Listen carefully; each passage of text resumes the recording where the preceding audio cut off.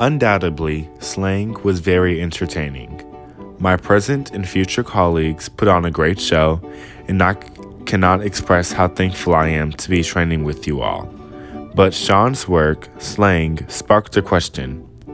The spoken word said that all teens collectively altered the words and phrases that are known as slang, without identifying what teens of what backgrounds originally used these slang words and phrases. This appears as a circumstance that is to be swept under the rug.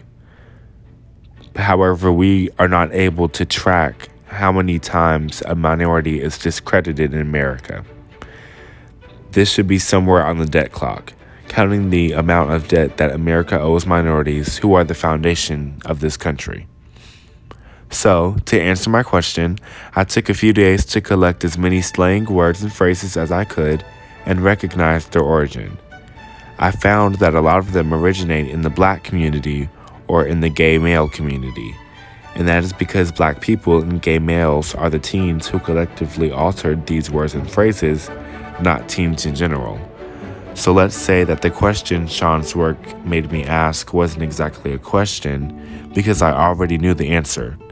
It was more of an identification.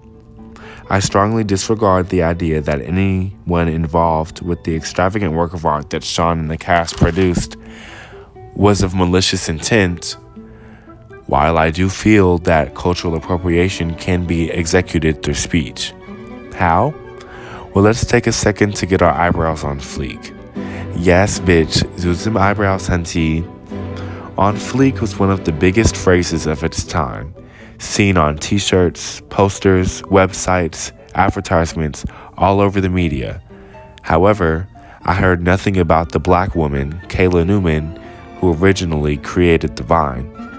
Miss Newman, years later, had gotten no recognition or compensation from Lil Wayne, Kim Kardashian, IHOP, Taco Bell, and the other infinitive places and users of the phrase on fleek. On fleek is not the only example of this verbal cultural appropriation. Before we explore the vast majority of slang, let's get down some vocabulary.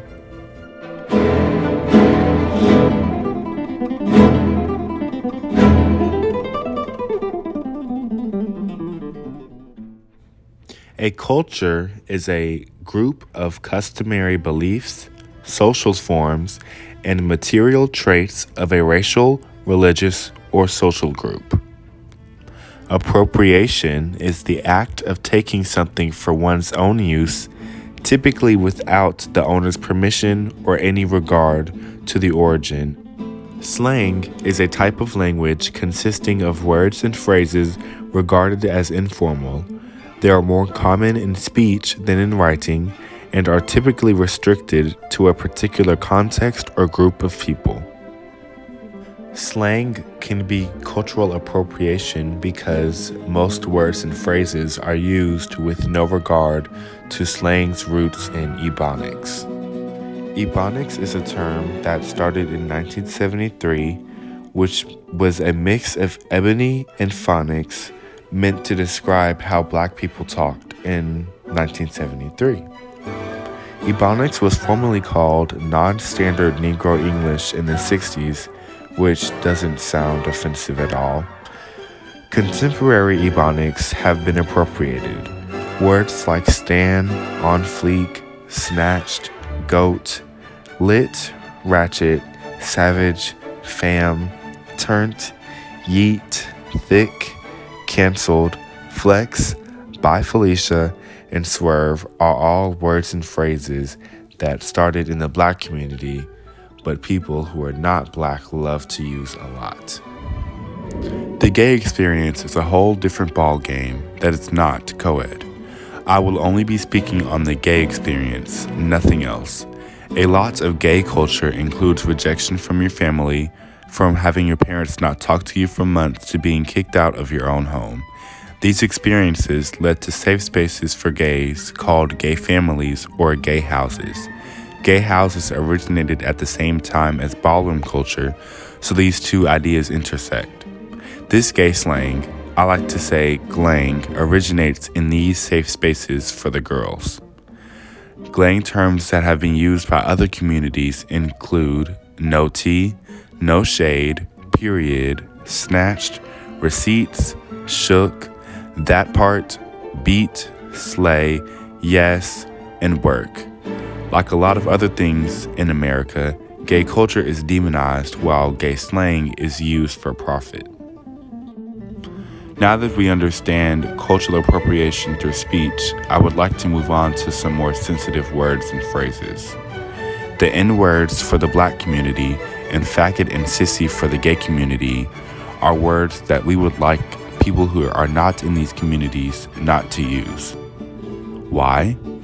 Well, this is because if you aren't in the community and you call me one of these words, I'm automatically going to assume that you have malicious intent, whether you do or not.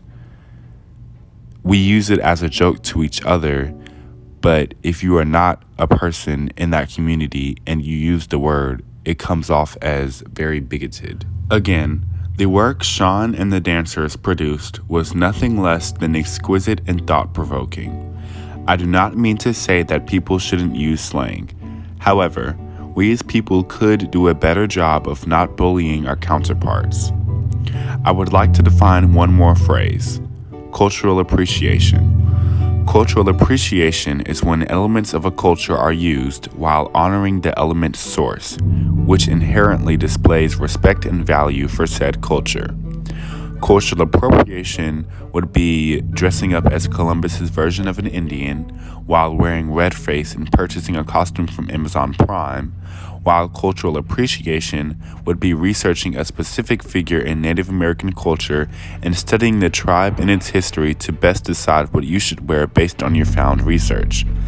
Cultural appreciation is being able to recognize that black hairstyles are perceived two ways: as edgy or as an untamed bee's nest that will be removed violently if necessary from places such as businesses, public schools, and private schools. So before you decide to do some things that come from another culture, just take a second to decide whether you are going to appropriate or appreciate that culture. Thank you.